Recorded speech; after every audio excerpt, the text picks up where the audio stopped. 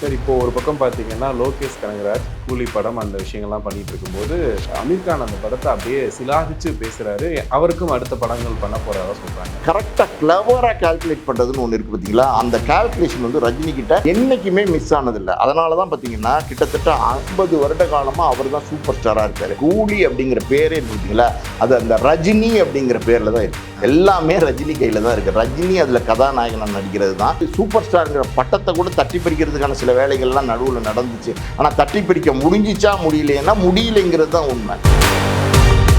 இதனுடைய பிஸ்னஸ் பாருங்க, கூலியினுடைய பிஸ்னஸ்லாம் வேற மாதிரியான ஒரு பிஸ்னஸாக நடக்கும். தெலுங்குலாம் கிட்டத்தட்ட பார்த்தீங்கன்னா 43 கோடி ரூபாய்க்கு மேலே தெலுங்குடைய உரிமையை வந்து கேட்டுட்டு இருக்காங்க அந்த ஆந்திரா மாநிலத்தில் வெளியிடுறதுக்கு. ரஜினி அதாவது லோகேஷும் கமலும் சேர்ந்து எப்படி வந்து விக்ரம் ஒரு பெரிய மாஸ் ஹிட் கொடுத்தாங்க, அந்த மாதிரி இந்த படத்தில் ரஜினியோட இவர் ஒரு பெரிய மாஸ் ஹிட் கொடுப்பாரு அப்படிங்கிற எக்ஸ்பெக்டேஷன். இல்லை, கூலியை பொறுத்த வரைக்கும் நிறைய, அதாவது வந்து இப்போ ஆகஸ்ட் 14th ரிலீஸ் பண்ணுறதுக்கு பிளான் பண்ணுறாங்க. இப்போ டி ராஜேந்தரும் அனிருத்தும் சேர்ந்து ஒரு ப்ரொமோ சாங் ஒன்று ஷூட் பண்ணியிருக்காங்கன்னு சொல்கிறாங்க. அந்த தகவல் வந்து இப்போ வெளியில் வந்திருக்கு. 50க்கும் மேற்பட்ட உலக நாடுகளில் 100 கோடிக்கும் அதிகமான ஆகாயம் தமிழ் பார்வையாளர்களுக்கு பேரன்பும் திருநன்றியும்.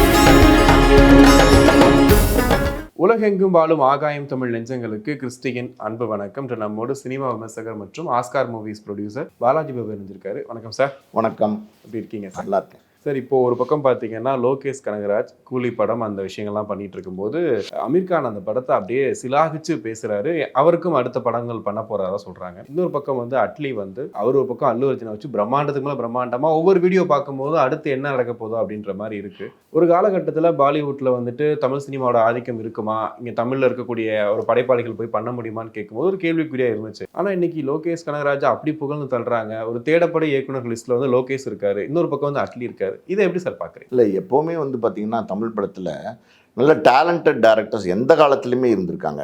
உதாரணத்துக்கு சிம்பிளாக சொல்லணும்னு வச்சுக்கோங்களேன், இளையராஜா மாதிரி ஒரு மியூசிக் டேரக்டர் வேறு எந்த இண்டஸ்ட்ரியுமே கிடையாது. எங்கே தேடினீங்கனாலும் கிடைக்க மாட்டாங்க, உலகத்தில் தேடினீங்கனாலும் கிடைக்க மாட்டாங்க. அத்தனை வெரைட்டிஸான பாடல்கள் வந்து இளையராஜா கொடுத்துருக்காரு. அதுக்கப்புறம் வந்து ஏஆர் ரஹ்மானும் அவரும் பார்த்திங்கன்னா ஆஸ்கார் விருது வாங்குற அளவுக்கு வந்து ஒரு பெரிய பேர் பெற்ற ஒரு இசையமைப்பாளராக வந்தார். அவர் ஒரு தமிழ் திரைப்படத்தை துறையிலேருந்து வந்தவர். ஸோ தமிழ் திரைப்படம் அப்படின்னும் போது அந்த என்றைக்குமே தரமாக தான் இருந்திருக்கு. அதனுடைய படைப்புகள் எல்லாமே தரமாக தான் இருந்திருக்கு. மசாலா படங்கள் அதெல்லாம் ஒரு காலகட்டங்களில் வரத்தான் செய்யும், அதை நம்ம தவிர்க்க முடியாது. சாமி படங்கள், பேய் படங்கள், இது எல்லாமே வேற வேற ஜேர்னல் படங்கள்லாம் வரதான் செய்யும். ஆனால் அந்த படமுடைய நேர்த்தி, அதில் உள்ள குவாலிட்டி, அதில் உள்ள டெக்னிக்கலி அட்வான்ஸ்டு, இதெல்லாம் பார்த்தீங்கன்னா தமிழ் திரைப்படத்தில் வந்து நிறைய பேர் இருந்திருக்காங்க. இயக்குநர்கள் அப்படின்னு நம்ம சொன்னால் கூட இப்போ வந்து சங்கர், மணிரத்னம்லாம் வந்து நம்ம சாதாரணமாக இட போட்ட முடியாது.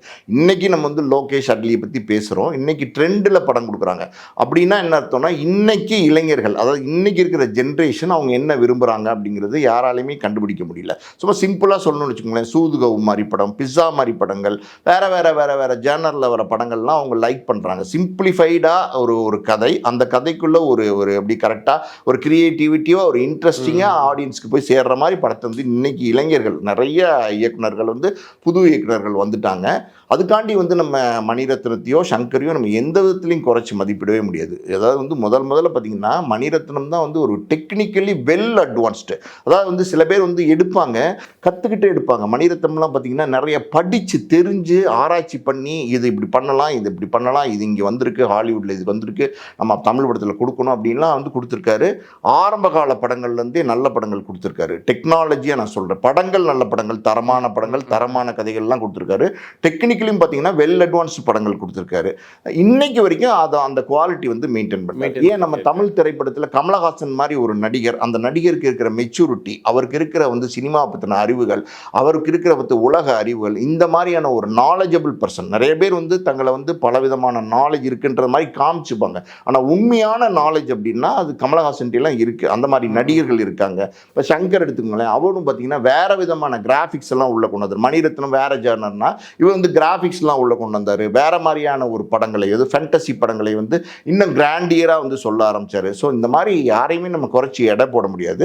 பட் இன்னைக்கு ட்ரெண்ட் எப்படின்னா இன்னைக்கு மாறி போச்சு. இப்போ தக் லைஃபே ஒரு பெரிய தோல்வி படமாக காரணம் என்னன்னா இன்னைக்கு இருக்கிற ஆடியன்ஸோட அவங்க கனெக்ட் ஆக முடியல. மணிரத்னத்தாலையும் கமலஹாசனாலையும் கனெக்ட் ஆக முடியல. அதே நேரத்தில் இந்த இடத்துல பார்த்தீங்கன்னா கமலால் கனெக்ட் ஆக முடியல. கமல் வந்து இப்போ லோகேஷோட சேர்ந்த விக்ரம் வந்து பெரிய வெற்றி படமாக இருந்துச்சு, மிகப்பெரிய கலெக்ஷன் பண்ணிச்சு, அதாவது பாக்ஸ் ஆஃபீஸ் படமாக அமைஞ்சிச்சு.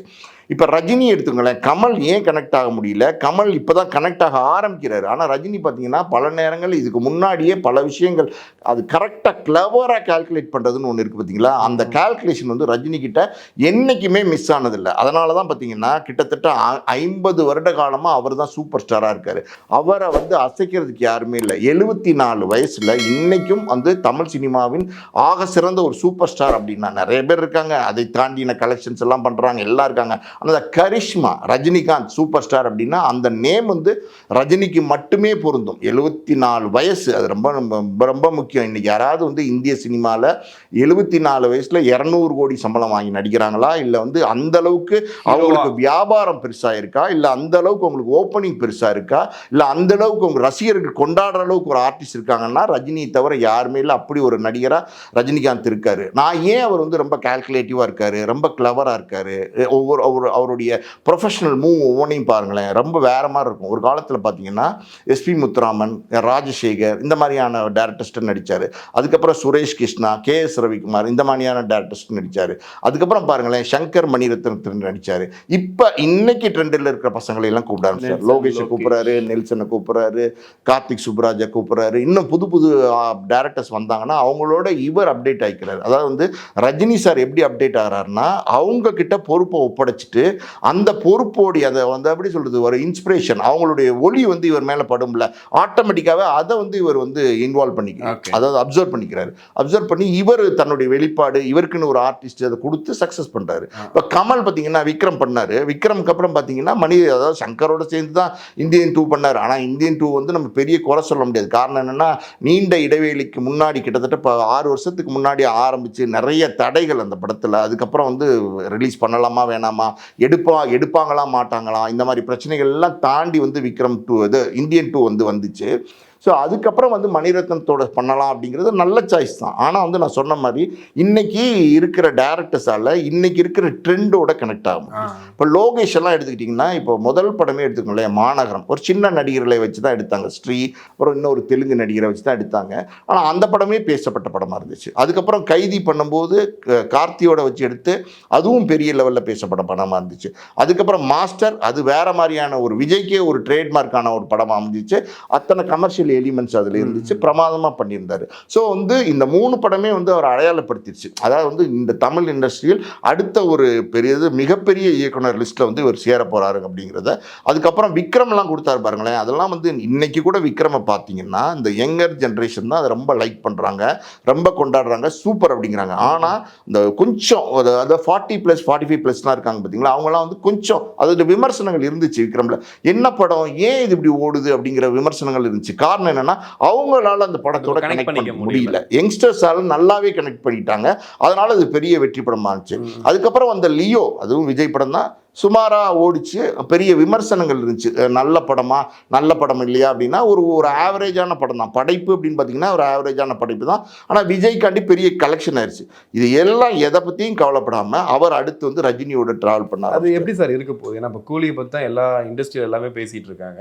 இன்னைக்கு பாலிவுட்டில் அமீர் கான்லேருந்து எல்லாருமே புகழ்ந்து தள்ளுறாங்க அப்படின்னா கூலியை பார்த்து தான். அதை தாண்டி பார்த்தீங்கன்னா வந்துட்டு அந்த எடிட்டில் பார்த்துட்டே வந்து ரஜினி ரொம்ப சந்தோஷப்பட்டார், ரொம்ப சூப்பராக வந்திருக்கு படம் அப்படின்னு சொன்னாங்க. இன்னொன்று தாண்டி இவ்வளோ பேர் இருக்காங்க உள்ள, எல்லா ஸ்டேட்லேருந்து ஆளை போட்டிருக்காங்க. என்ன பண்ண போகுது அந்த கூலி? இல்லை நீங்கள் கேட்டிங்கல்ல, இது எல்லாமே இந்த கூலி அப்படிங்கிற பேரே இருக்குது பார்த்தீங்களா, அது அந்த ரஜினி அப்படிங்கிற பேரில் தான் இருக்குது. எல்லாமே ரஜினி கையில் தான் இருக்குது. ரஜினி அதில் கதாநாயகனாக நடிக்கிறது தான். இப்போ பார்த்தீங்கன்னா அதாவது வந்து அமீர் கான் நடிக்கிறாரு, நாகார்ஜுனா நடிக்கிறாரு, உபேந்திரா நடிக்கிறாரு. இதெல்லாம் யாருக்காண்டி வந்து நடிக்கிறாங்க? இவங்கெல்லாம் பார்த்தீங்கன்னா தெலுங்கு, ஹிந்தி, கன்னடா எல்லாம் அவங்கவுங்க ஃபீல்டில் இவங்கெல்லாம் சூப்பர் ஸ்டார்ஸாக இருக்காங்க. இவங்க எல்லாருமே வந்து ஒரே லைனில் வந்து நம்ம நடிக்கலாம் அந்த படத்தில் கேமியோவா அப்படின்னு நினச்சி நடிக்க வர்றதுக்கு காரணம் என்னென்னா ரஜினிங்கிற ஒரே ஒரு மந்திரத்துக்காண்டி தான். அது என்னமோ ஒரு மந்திரம் சார். அந்த மந்திரத்தை வந்து யாராலையும் இன்னை வரைக்கும் அசைக்க முடியல. எத்தனையோ பேர் முயற்சி பண்ணி பண்ணிட்டாங்க, ஆனால் வந்து நான் அசைக்க முடியல.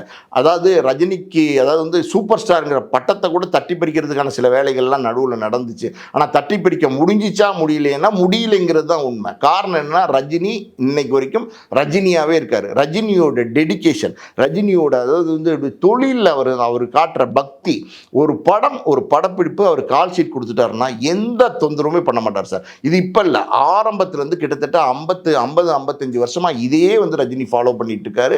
அதாவது வந்து டு த கோர் டெடிகேஷன் ஒன்று இருக்குது பார்த்தீங்களா, அது வந்து ரஜினி செய்கிறார். அதனால தான் அவருக்கு இந்த வெற்றி. அதே மாதிரி பார்த்தீங்கன்னா ஹார்ட் ஒர்க்கு, அவர் நினைச்சா ரெஸ்ட் எடுக்கலாம். அவர்கிட்ட இல்லாத பணமா, அவர்கிட்ட இல்லாத காசா, அவர்கிட்ட இல்லாத புகழா, எல்லாமே அவர்கிட்ட இருக்கு, ரெஸ்ட் எடுக்கலாம். ஆனால் அவருக்கு வந்து அது பிடிச்சிருக்கு, பேஷன். சினிமாவை வந்து நேசித்து வந்தார். எப்படியாவது இந்த சினிமாவில் நம்ம ஒரு பெரிய ஹீரோ வந்துடணும் அப்படிங்கிற ஒரு எண்ணத்தோடு வந்து இன்னைக்கு வந்து சஸ்டெயின் பண்ணுறதுக்கு காரணம் வந்து அவர் அந்த தொழில் மேலே வச்சிருக்கிற எப்படி சொல்றது வெறித்தனமான ஒரு அன்பு.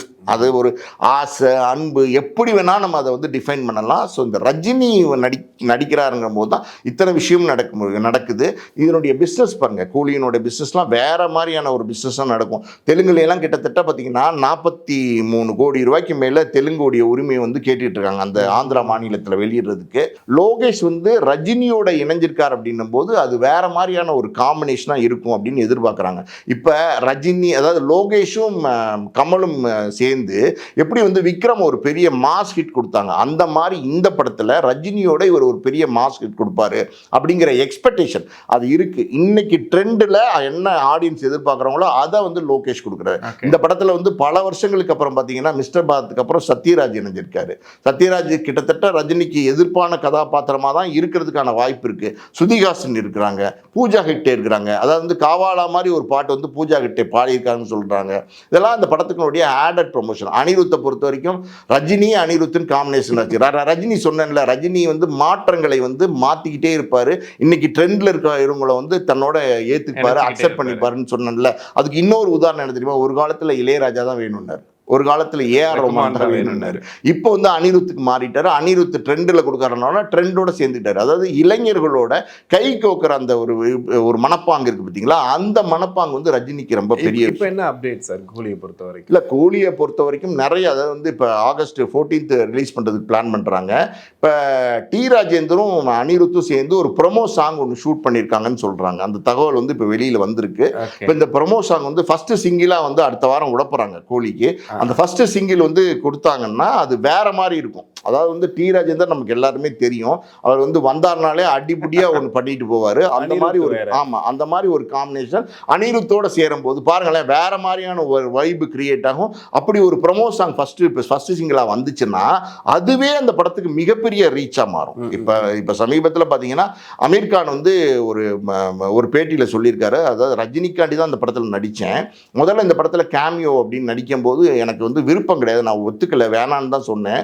லோகேஷ் வந்து ஸ்கிரிப்டை சொல்லி இந்த கேரக்டர் வந்து நல்லா பேசப்படுற கேரக்டர் இருக்கும் சார், நீங்கள் தைரியமாக நடிக்கலாம் அப்படின்னு சொல்லுவேன். நான் அந்த லோகேஷ் மேலே இருக்கிற நம்பிக்கையில் ரஜினி படங்கிறதுனால நான் நடித்தேன். ஆனால் படத்தை பார்த்துட்டு எனக்கு வேற மாதிரி இருக்குது. அதாவது வந்து இப்படியெல்லாம் கூட ஒர்க் பண்ண முடியுமா, இவ்வளோ வேற மாதிரியான எப்படி சொல்கிற டெக்னிக்கலாகவும் அது கதையும் கரெக்டாக ஹேண்டில் பண்ணி சொல்ல முடியுமா ஒரு படத்தை அப்படின்னா அதையெல்லாம் வந்து லோகேஷ் சொல்லியிருக்காரு. இன்னும் லோகேஷோட நான் சேர்ந்து படம் நடிக்க விரும்புகிறேன், அடுத்த ஆகஸ்ட்ல நான் லோகேஷோட ஒரு படம் ஸ்டார்ட் பண்றேன் அப்படிங்கிறத ஒரு எப்படி சொல்றது பாலிவுட் நடிகர் வந்து ஓப்பனாகவே அனௌன்ஸ் சொல்லியிருக்காருன்னா இதெல்லாம் பொதுவாக சொல்ல மாட்டாங்க அவங்க. ஏன்னா இப்போ நீங்கள் அமீர் கான்லாம் பார்த்தீங்கன்னா அங்கே ஒரு பெரிய ஸ்டார், இப்போ ஷாருக் கான், அமீர் கான், சல்மான் கான்லாம் பார்த்தீங்கன்னா அங்கே ஹிந்தியில் பெரிய ஸ்டாராக இருக்கிறவங்க அவங்க ஈகோ பார்ப்பாங்க. நம்ம நிச்சயமாக பார்ப்பாங்க. அதாவது வந்து நம்ம ஒரு தமிழ் டைரக்டர் அவர் படத்தில் நம்ம நடிக்கிறோங்கிறத பெருமையாக வந்து அனௌன்ஸ் பண்ணியிருக்காரு பாருங்க, அவரே தெரிவிச்சிருக்காரு. இதெல்லாம் வந்து அடுத்தடுத்த கட்டங்களுக்கு நம்ம தமிழ் டைரக்டர்ஸ் போயிட்டே இருக்காங்க. தமிழ் டைரக்டர்ஸ் எந்த காலத்திலையுமே வந்து அடுத்தடுத்த நகர்வுகளுக்கு நகர்ந்திருக்காங்க. அந்த வகையில் வந்து லோகேஷ் வந்து இன்னைக்கு எப்படி சொல்றது ஒரு கொண்டாடக்கூடிய ஒரு இயக்குனரா, அதாவது வந்து கொண்டாடக்கூடிய இயக்குனரா அப்படின்னா ஏன் அப்படி நம்ம சொல்றோம் அப்படின்னா ஆடியன்ஸ்க்கு என்ன வேணுமோ ஆடியன்ஸ் பல்ஸ் தெரிஞ்சு கொடுக்குறாரு.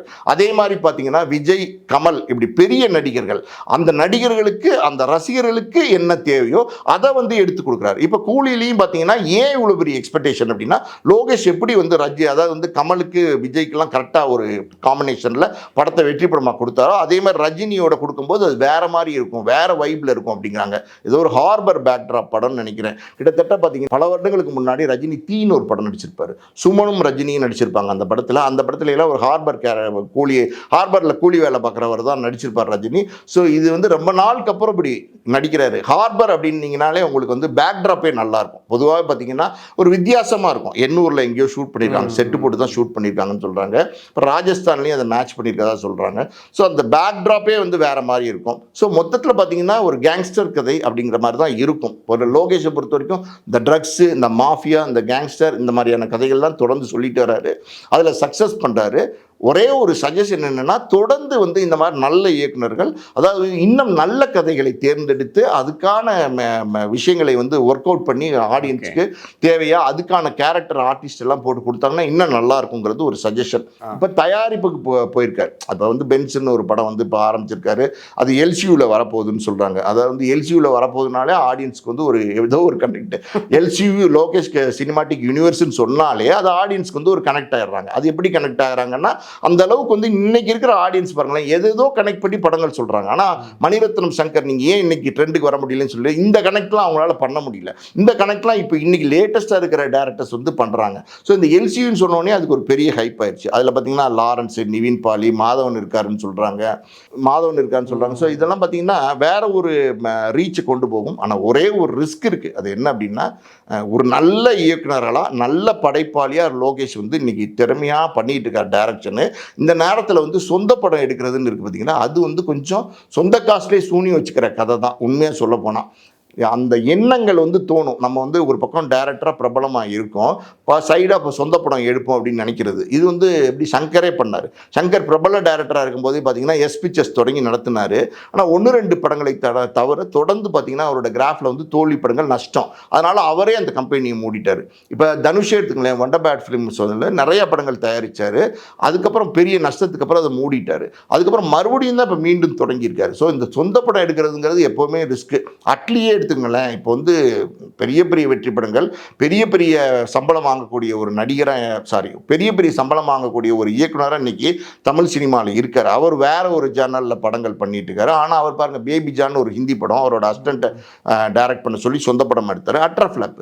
ஸோ எப்படி நான் ஒரே ஒரு சஜஷன் என்னென்னா, பெரிய பெரிய படைப்பாளிகளாக வராங்க பார்த்தீங்களா, அவங்க சொந்த படம் எடுக்கிறத தவிர்த்தா நல்லது. நிறைய உதாரணம் சொல்லிட்டு போகலாம். லிங்குசாமி மாதிரி, கௌதம் வாசுதேவன் மாதிரி நல்ல படைப்பாளிகள்லாம் சொந்த படம் எடுத்து தான் அந்த கடன் சுமை நஷ்டம் பிரச்சனை அதுக்குள்ளே போகும்போது கிரியேட்டிவிட்டி வந்து அடிபட்டு போயிடுது. அந்த மாதிரி சிக்கலுக்குள்ளே வந்து நம்ம லோகேஷ், அட்லி எல்லாம் சிக்கிடக்கூடாதுங்கிறது நம்மளோட பர்சனலான விருப்பம். ஓகே, இப்போ ரஜினியை பற்றி பேசிட்டு இருந்தீங்க. ஒரு 74 வயசில் வந்துட்டு இப்போ ஜெயிலர் 2 ஒரு பக்கம் போயிட்டுருக்கு, ஒரு பக்கம் கூலி போயிட்டுருக்கு.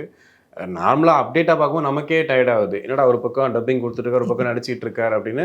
இதுக்கிட்ட கேரவேன்ல இருந்து ஒரு கை காட்டிட்டு போகிற அவ்வளோ ஜாலியாக உற்சாகமாக எப்படி சார் முடியுது இந்த வயசுலையும்? இப்போ கூட எல்லாரும் சொல்கிறது, இன்னும் அடுத்து தமிழ் சினிமாவை காப்பாற்ற போகிறது ரஜினி தாங்க, அந்த வசூல் வச்சு தாங்க அடுத்து தமிழ் சினிமா என்ன பண்ண போகுது, ஏன்னா தக்கலை பெருசாக எதிர்பார்த்தாங்க. ஸோ அடுத்து பார்க்கும்போது கூலி தான் பெரிய விஷயமா இருக்க போகுது அப்படின்னு இது இன்னும் வச்சுட்டே இருக்காரு சார் அந்த எனர்ஜியை. எப்படி சார் அது? இல்லை அது வந்து சில பேருக்கு இருக்கும் சார். அது வந்து எப்படி சொல்கிறதுனே தெரில. எப்போவுமே பாருங்களேன், அந்த எப்போவுமே ஒரு என்ஜாய்மெண்ட் மூமெண்ட்டில் இருக்கிற மாதிரியே தான் இருப்பாரே தவிர, நீங்கள் ரஜினியை வந்து ஒரு ஃப்ரேமில் கூட பப்ளிக்கில் நான் சொல்கிறேன் வந்து சோகமாக இருக்கிற மாதிரி நீங்கள் என்றைக்குமே பார்க்க முடியாது. ஒரு ஏர்போர்ட்டில் நடந்து போகிற ஸ்டைலு, ஒரு சின்ன ஒரு பேகு, ஒரு டிஷர்ட்டு, ஒரு ஜீன்ஸு, ஒரு செருப்பை போட்டுக்கிட்டு கடை நடந்து போகிற ஸ்டைல் ஆகட்டும், இல்லை வந்து ஒரு எப்படி சொல்கிறது, அதாவது வந்து இன்னைக்கு இருக்கிற ஹீரோஸ்லாம் பார்த்தீங்கன்னா தங்களுடைய ஒரிஜினாலிட்டி முடியெல்லாம் இல்லாமல் போச்சு ஒரு காலகட்டத்துக்குன்னா, அதோட வெளியில் வர்றதுக்கு பல நேரங்களில் யோசிக்கிற காலகட்டங்களில் சத்யராஜெல்லாம் வெளியில் வர்றாரு. அது வேற, சத்யராஜ் கேட்டகரி வேற. புரியுதா உங்களுக்கு? சத்யராஜையும் ரஜினியும் நம்ம எந்த காலத்துலையும் கம்பேர் பண்ண முடியாது. அது வேற கேட்டகரி, இது வேற கேட்டகரி. சூப்பர் ஸ்டாருங்கிற இருக்கிற ஒருத்தர் வந்து சாதாரணமாக கேஷுவலாக ஒரு தலையில் முடி கூட இல்லாமல் ஒரு வழுக்கத்தலையோட கேஷுவலாக நடந்து போகிறாரு. நடந்து போகும்போது அதாவது வந்து எப்படி சொல்கிறது, அவரை வந்து ஆடியன்ஸ் வந்து எப்படி சொல்றது, தெய்வமேன்னு கத்துறாங்க. ஸோ எப்படி இந்த கனெக்ட்னா அது நம்ம சொல்ல முடியாது சார். இந்த கரிஷ்மாலாம் பார்த்தீங்கன்னா 1-2 பேருக்கு இருக்கும். ஆந்திராவில் வந்து என்டிஆருக்கு இருந்துச்சு, அதுக்கப்புறம் நம்ம தமிழ்நாட்டில் வந்து எம்ஜிஆருக்கு இருந்துச்சு, இப்போ வந்து ரஜினிக்கு இருக்கு.